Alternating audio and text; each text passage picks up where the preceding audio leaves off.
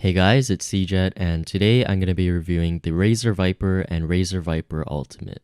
Since they're basically the same mouse, I'm just going to review the Viper Ultimate, and in the end, I'll highlight the differences and compare it to the wired Viper. Starting with the shape, if you've tried the Zowie FK1 or the glorious Model O, this is going to be very familiar. Here it is next to the Model O, and as you can see, they have a very similar shape, but the Viper is slightly shorter and not as tall, so the Viper feels noticeably smaller. This shape is best for medium to large hands who claw or fingertip, and maybe small hands for palm grip, but generally, I don't recommend this kind of low profile shape for palm grip. Here it is next to some other mice. For the buttons, the left and right buttons use Razer's optical switches, so they're supposed to be the fastest switches on the market with no debouncing or double clicking. However, they feel a bit mushier than normal switches, and there's very little tactile feedback.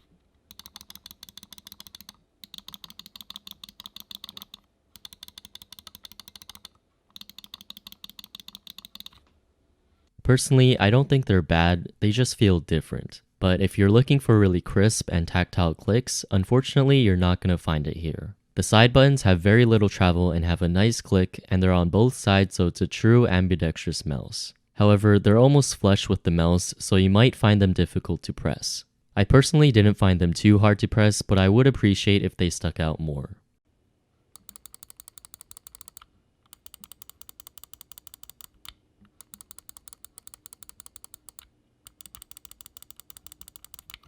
The scroll wheel has very defined steps with a lot of tension. Personally, it's a bit too much tension for me, and I would prefer if it was smoother, but that's personal preference.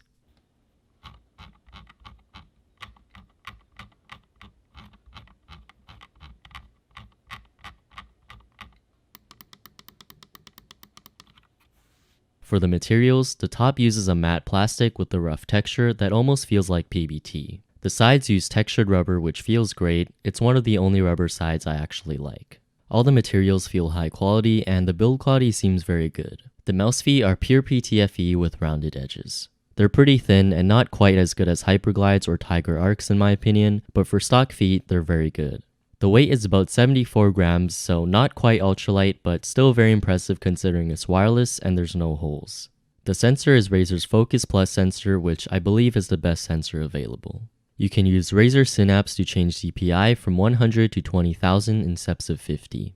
You can also change the polling rate, the lighting, the liftoff distance from 1 to 3 millimeters, and there's some power options if you want to save battery. The packaging is very nice. The mouse comes well protected in a bunch of foam, which I really appreciate. It also comes with a charging dock and a charging cable that's similar to the cable on the wired Viper. The battery life is excellent. You can get up to 70 hours on 1000 Hz with the lighting off. And charging with the dock is very convenient. You just place it on like this and you're good. If you get the version without the dock, you can charge it with a micro USB cable. Overall, the Viper Ultimate is tech-wise the best gaming mouse on the market. It's light, wireless, has the best sensor, best battery life, optical switches, comfortable shape, and high quality materials. The only thing I wish was better are the left and right buttons, because personally I prefer really crisp clicks and these just don't have that. I still really enjoy using it. If they make a smaller version with more crisp left and right buttons, side buttons that stick out more, and a smoother scroll wheel, it could be my favorite mouse of all time. So what are the differences between the Viper Ultimate and the Viper? First, the scroll wheel on the Viper is bigger and has smoother steps, which I prefer.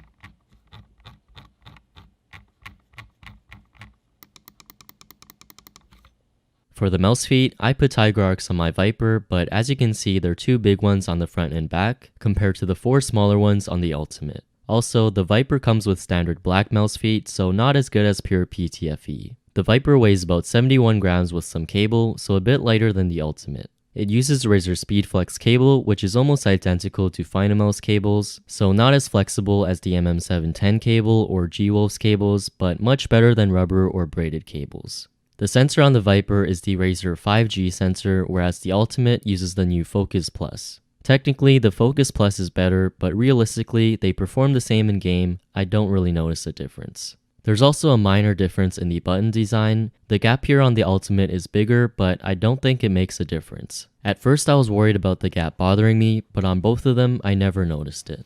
So which one should you get? The Viper Ultimate is $150 US or $130 if you don't need the charging dock. And the Viper is $80. If you play on a low sensitivity, I think wireless is worth the extra money, and once you try it, it's hard to go back. If you play on a high sensitivity, wireless is still awesome, but I don't think you'll appreciate it as much because you don't move your mouse as much. I prefer the Viper Ultimate because I play on a lower sensitivity and I love wireless, but I prefer the scroll wheel of the Viper. They're both great mice, and it's hard to go wrong with either of them unless you don't like the left and right buttons. If you want to purchase them, I'll leave Amazon affiliate links in the description. Big thank you to Razer for sending me the Viper Ultimate. I really appreciate it, and I did buy the wired one with my own money.